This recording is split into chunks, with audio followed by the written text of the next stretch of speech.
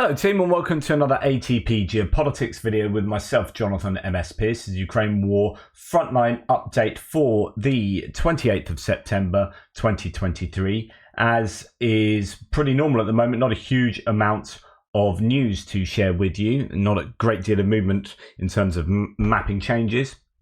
Here is the key to my map if you want to know what the lines mean. Right. As we go to look at the whole map here, the frontline northeastern sector, from the axis from Kupiansk to Svatova to Kreminna.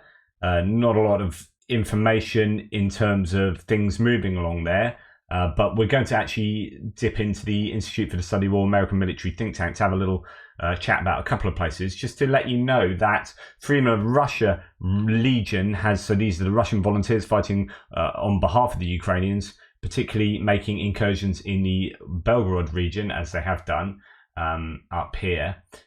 They say they are resuming or restarting operations in the Belgorod region. Quote, "There are no wounded or dead among the legionaries. We are working according to plan. Lead details about minefields to Konashenkov." Don't know what that reference is.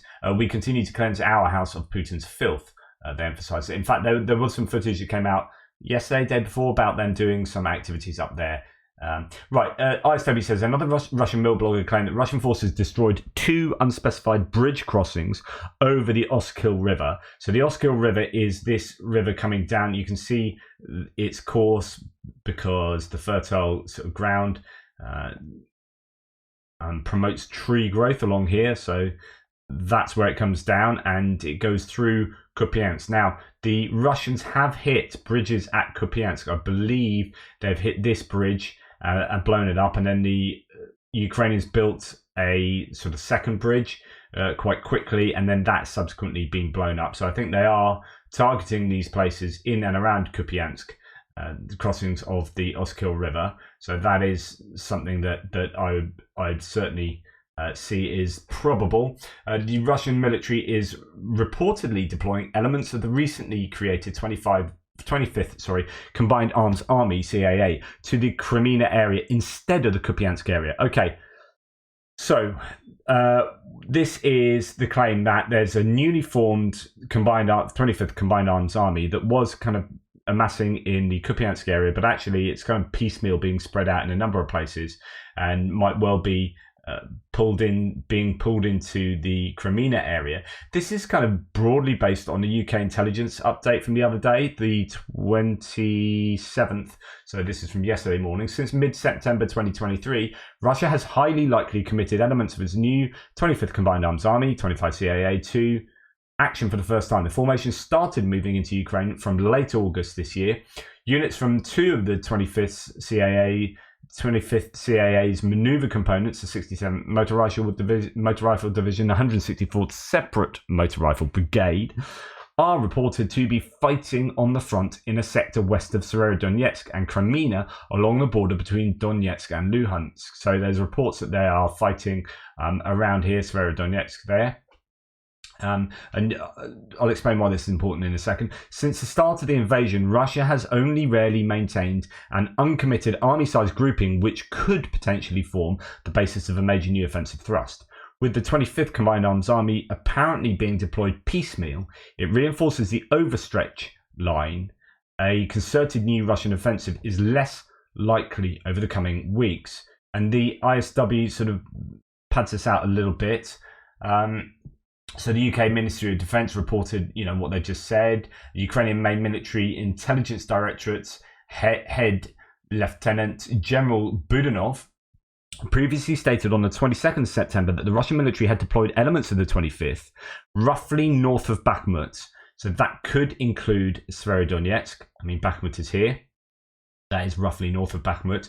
Or it could be along the Sversk front line, or indeed in both places. Elements of the 25th may be operating both west of Kreminna and Severodonetsk as well as north of Bakhmut, exactly what I was saying, though the situation is currently unclear.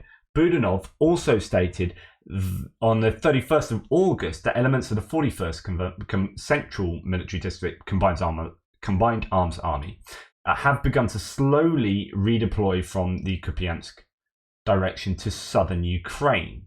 The deployment of elements of the 25th to Severodonetsk Kreminna area and possibly to the north of Bakhmut and not to the Kupiansk direction to replace elements of the 41st CAA will likely disrupt Russian efforts to fix Ukrainian forces in the Kupiansk direction. Okay, oh my goodness, what does all of that mean? Okay, as far as I understand it, and I'm just some random bloke on the internet, you have the 41st Combined Army has been pulled out of here to support other places along the front line, particularly to the south. Then you've got the newly formed 25th Combined Arms Army, which is a considerable number of troops, potentially, being piecemeal instead of being sent to replace the 41st in the Kupiansk direction, because there's this idea that the Russians are going to have some kind of big counter-offensive or offensive themselves in the Kupiansk direction to really throw the Ukrainians off, to fix Ukrainian troops here rather than down south, so on and so forth. They are not being deployed there, but being deployed Severodonetsk, Kreminna, and possibly northern Bakhmut or north of Bakhmut area, which means that they are needed there. So the Russians are possibly attrited themselves in that area.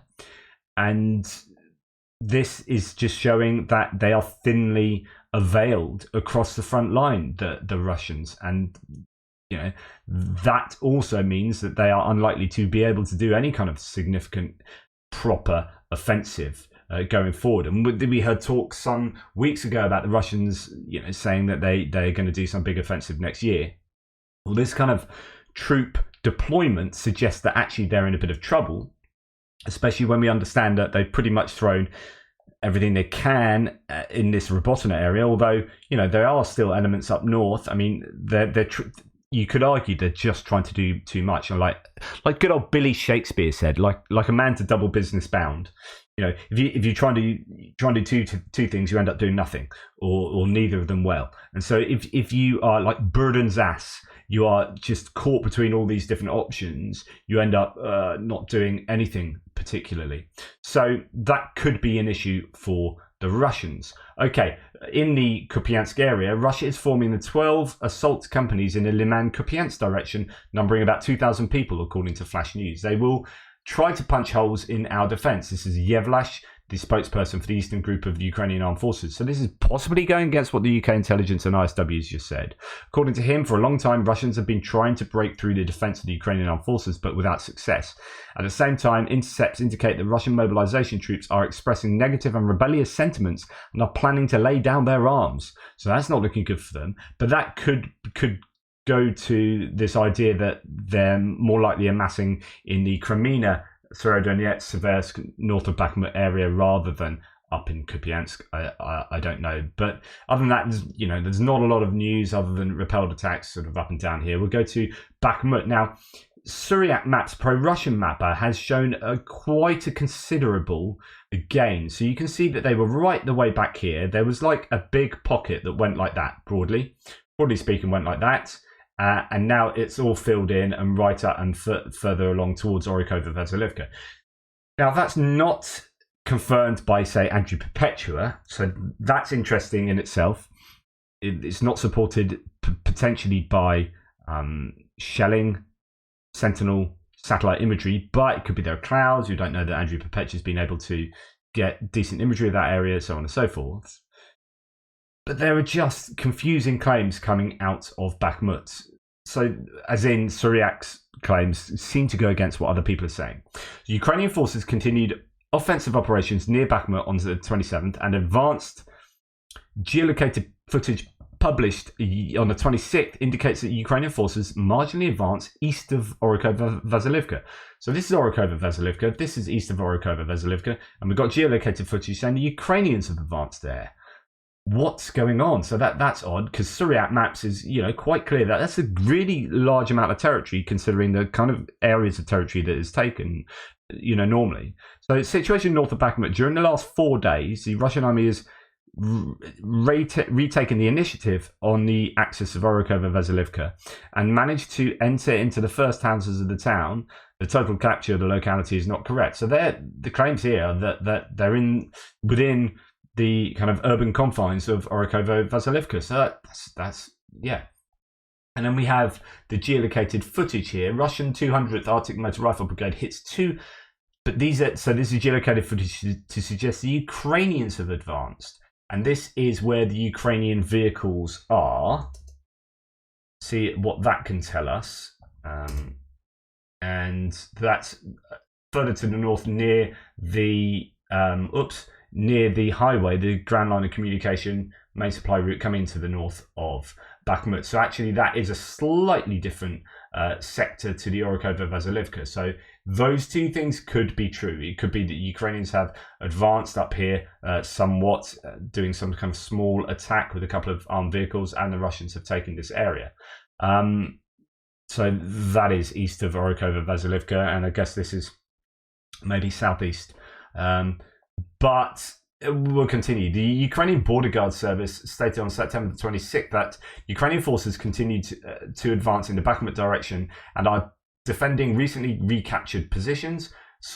Russian sources claimed on September the 27th that Ukrainian forces continue attempts to break through Russian defenses near Klishchiivka, Andriivka, and Kurdyumivka. Okay, we know all of that. Another Russian mill blogger said that Russian forces repelled a Ukrainian armoured assault between Zalizhnansky and Orikhovo-Vasilivka. So that is going to be this one. There's Zalizhnansky and there's Orikhovo-Vasilivka. So that's going to be repelling the armoured assault, which is caught on in this footage. So yeah, the first BMP was able to withdraw while smoking, while the second BMP was disabled and can be seen burning. So they didn't do too well on that attack, the Ukrainians. Anyway, a Russian news aggregator claimed that Russian forces repelled a Ukrainian attack near Bakivka, and we'll come to that. A Kremlin-affiliated mill blogger claimed that Ukrainian forces are concentrating manpower near Bakhmut, potentially for an attempted breakthrough in the area. So Kremlin thinking the Ukrainians could try and break through. And then Russian sources continue to claim that Russian forces advanced near Orikhovo-Vasilivka, although the ISW has not observed visual confirmation. So this might have happened. There's no visual confirmation of this. Ukrainians have attacked just north of there. And then as we come further to the south in Bakivka area, there is activity where the Russians have repelled, Ukrainian attack. And then we come down here to the area to the north of Klishchiivka, in between Bakhmut itself and I guess the railway line and Klishchiivka, where we have Andrew Perpetua sort of rejigging possibly, rather than having Russian gains. It could be that shelling satellite imagery has shown that actually the Russians are a little bit further forward, but it actually just pulls them in line with the other mappers, So I think that is just a genuine rejig there. Activity in Klishchiivka and around Klishchiivka, and then these are the ones I had from yesterday. No, this might be further gains because JR did the mapping, so I think that is potentially some smaller further gains. Yes, I think that is smaller further gains. Sorry, I'm talking to myself. So that is confirmed by what is generally understood as being claims generally understood as success for the Ukrainians in the Klishchiivka area. We have as well this little claim. This is just out today. From the 28th, update in the Bakhmut sector, Osin Yuri says the Ukrainian Special Forces units have breached the Russian defensive line along the railroad tracks south of Andriivka and are threatening Zanela-Pilia. I assume the gambit is to cut off Kurdyumivka to the west of the tracks, thus anchoring the right flank and providing a southern ground line of communication for movement eastward. Okay, let's try and make sense of this. So we have success for the Ukrainians. Indeed, south of Andriivka, that's exactly where they were talking about. Apparently special forces have got themselves across the line here, railway line here, and are coming in to attack Zanela-Pilia from the north in some kind of flanking maneuver. There it is, attacking as and if in fact if we go to this one, it's got Andriivka written on it. So you've got Andriivka there, just to the south of there. They've breached the line. They have possibly kind of broken through and are coming back behind Zanela-Pilia, and that will put a lot of pressure on Kurdyumivka and indeed perhaps the supply route that's coming out of Kurdyumivka as we look at it from here. So Kurdyumivka, you've got this road coming out that joins the main road that goes up to Opitny. As the Ukrainians are coming down here, obviously they'll be able to hit this road with mortars, and this will just give the Russians something to think about in Kurdimivka, which is kind of exactly what we were saying some time ago. All of these settlements along this line are basically interconnected in a way that if one of them goes, then it really does weaken all of them. So, the railway line, if it's breached, then that's a bit of a problem. So you would think that Kurdimivka is going to be under a lot of pressure going forward, and Ozerynivka then afterwards. Right, so now we're going to move on to the south towards Avdiivka. There are a few claims about Avdiivka, but not an awful lot. We come down in the ISW, sort of very small amount of writing, but I've got a few sources that talk about, in this case, Opitny. The Ukrainians have expanded control in the fields just north of Opitny, according to Global War Monitor. They are directly north and northwest of the village. That's not reflected in any of the mappers I have, but that is to suggest that this area is under control of the Ukrainians, rather than being sort of grey zone. Okay, so moving on to the next source, we have now, this is about Krasnohorivka, which is on the way to Mariinka. So we've got Mariinka down here. We just come down from Avdiivka, and Krasnohorivka there. Now, if you remember, there was this mine that was taken by the Russians. Then there was a lot of activity around it, and the Russians might have pulled out of there, but then they retook it or were still there. And the mappers seem to agree that that is under control of the Russians, but it has been absolutely hammered. So not that it provides too much for them. And then they took this tree line, and according to Syriac maps, have taken a further sort of part of that tree line here. And they say that the Russian army has made small advances towards the town of Krasnohorivka. Here we have the Russian BMPs assaulting a position southeast of Krasnohorivka, recapturing the trench. So there's footage to suggest Russians recapturing this trench. Let's see where this is. And we'll see if that coincides with the amount of... Yep, that's right in there. So that's the geolocated footage to suggest that the Russians now control this area. So you can see from Andrew Perpetua, probably might well update that in the next update. There seems to be geolocated evidence to suggest that the Russians have made some small advances there towards Krasnohorivka. It's a bit of a worry because they've held this line around, this purple line is the annexed 2014 line. 2014 annexation line. So it's a bit of a worry when Russia make gains across that in areas where they have actually been held back for the entire length of this war. But as we come to the south of Mariinka, past Pobieda, Ukrainians make minor gains, but then they're not, particularly huge. There appears to be gains around this tree line. There's some kind of fortification there. But anyway, some minor gains, although I wonder whether that is... we'll have to have a little look at that, because that looks like that should be Russian gains. No, that's absolutely perfect. It's not that the Russians have come down here. This was actually wider, like that, and it's now very much thinner. So it looks like the Russians are under a bit of pressure just in this area and are being squeezed back to this narrow tree line. And so the Ukrainians having some joy in that area. Right, let's now go further to the south. We're going to come past Velika Novosilka, past Vuhledar, although apparently there is activity in the Vuhledar area, according to the Institute for the Study of War. Here, that there are no... Is it just... Sure, I saw Vuhledar being mentioned, possibly not, unless I'm just imagining yesterday. No, I appear to be talking right out of my posterior. Apologies, so that must have been yesterday. Anyway, we'll move on past Vuhledar to Velika Novosilka, this sector here where there has not been a great deal of activity recently. It appears that the Ukrainians have largely moved their forces down to the Robotina sector. and that could leave the Russians with an opportunity to push back. There are claims from Syriac maps that they have gained north of Priutne here, as you can see. It's not from that map, from this map. So just north of Priutne, they have an area of land. The Syriac map says that during the last 48 hours, Russian army made some advances north of Priutne. So that has happened there potentially.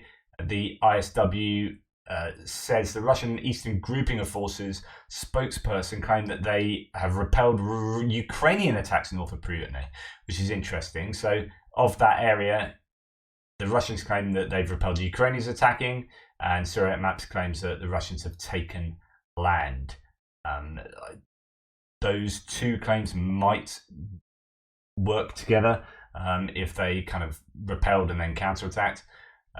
Okay, and that's also the case at Staromyrsky, repelled counterattack, and Novodonetsky. So the Russians claiming that the Ukrainians have attacked in 3 places, and also Marfapil, 3 places in this sector, and then Marfapil further down there to the east. So I don't know. I mean, it is quiet. I'm sure the Ukrainians are attacking in those places. They are just much smaller attacks than we have been used to.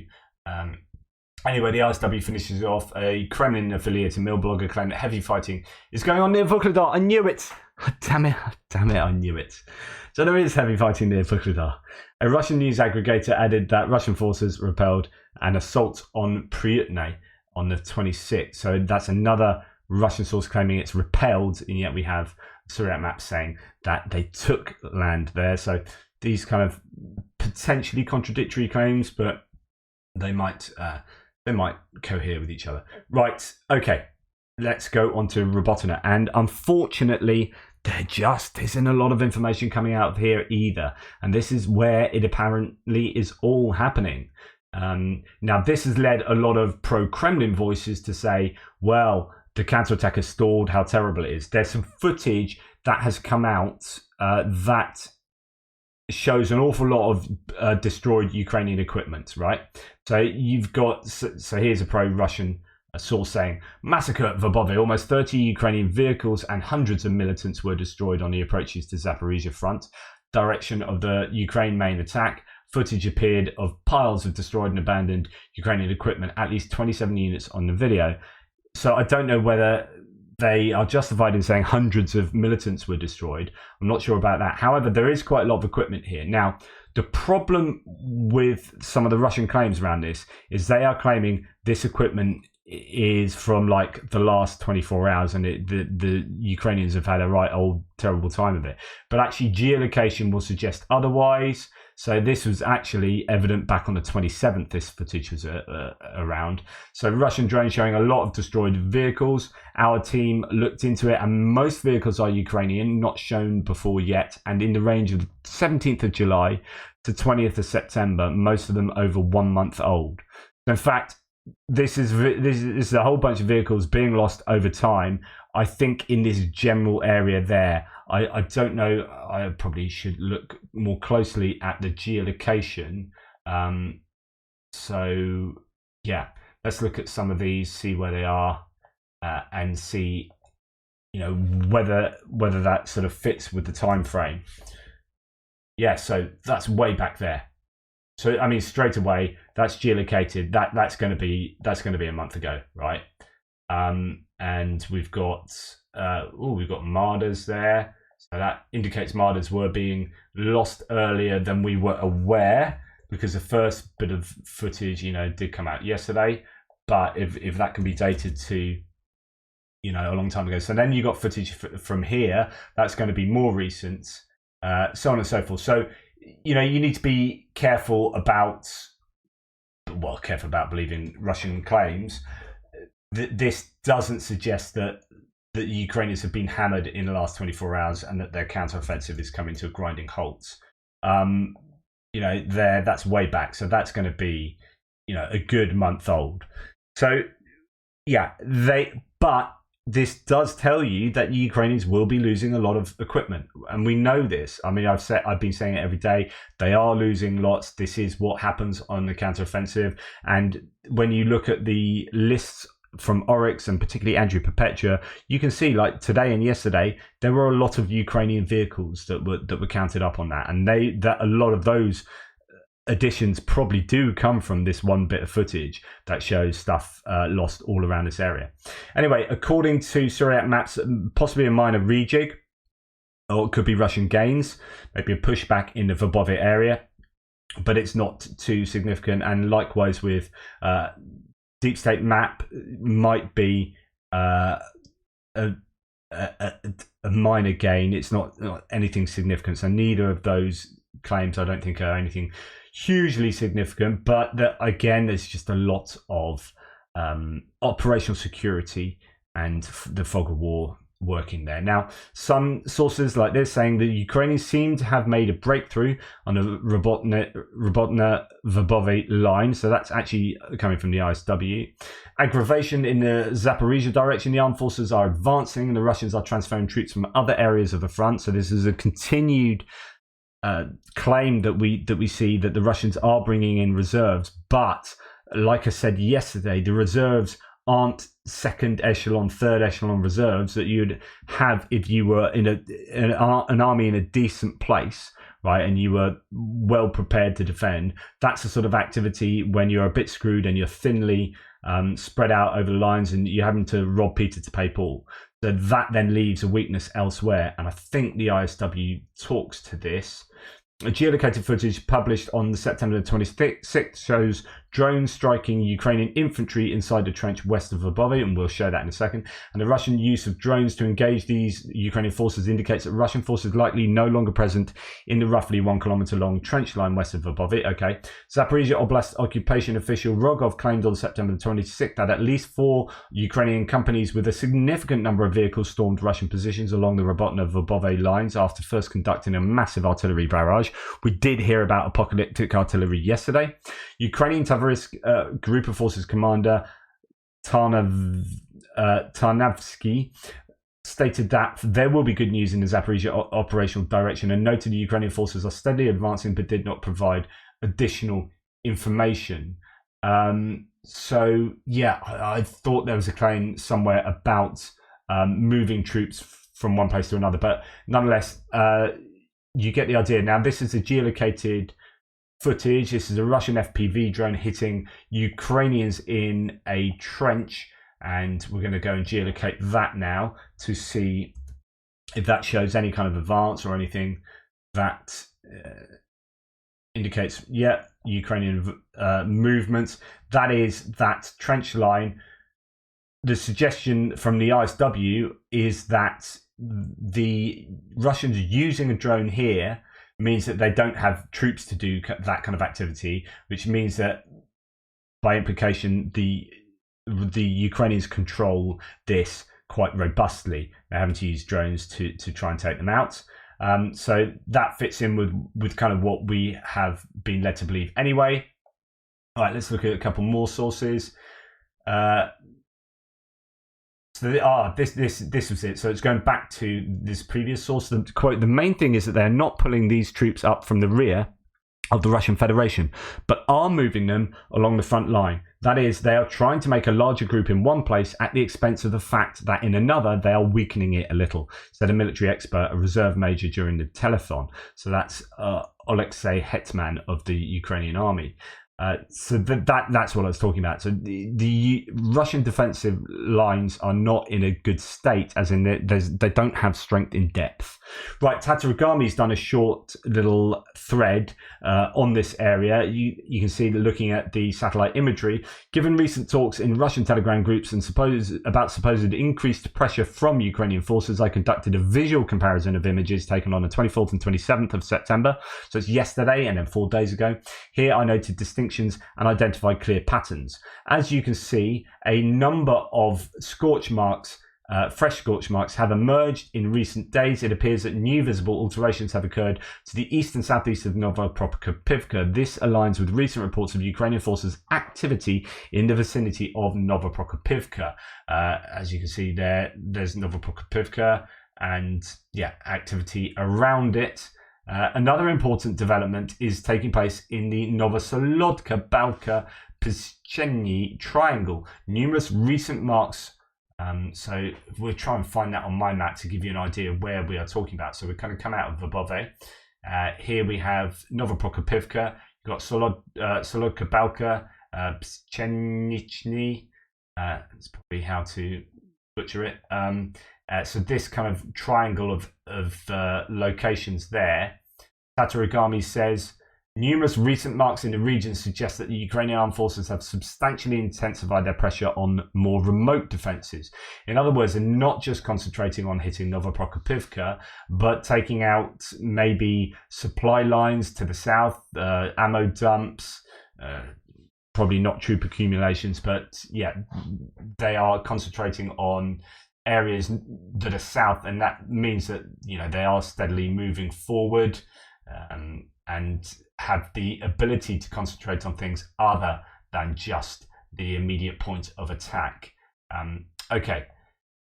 As we move on, scorch marks themselves don't confirm the presence or absence of troops. Instead, they indicate areas affected by shelling or hostilities. September, being the driest period in the region, makes grass susceptible to catching fire. In summary, while occasional anomalies may arise in the imagery analysis, a clear trend shows fire shifting towards Ocherutuvate and Nove.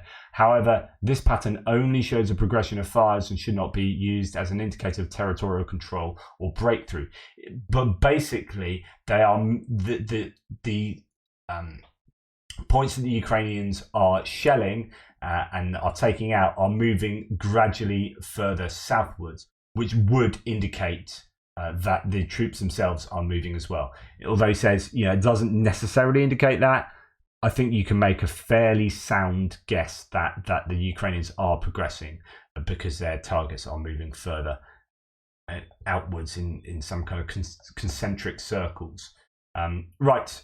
ISW, the situation near Lvove remains unclear as prominent Russian mill bloggers have become noticeably less inclined to report in detail on Russian activity on the front line or present bad news about Russian failures, while a discussion about reported Russian problems in this area has emerged on the fringes of the Russian information space.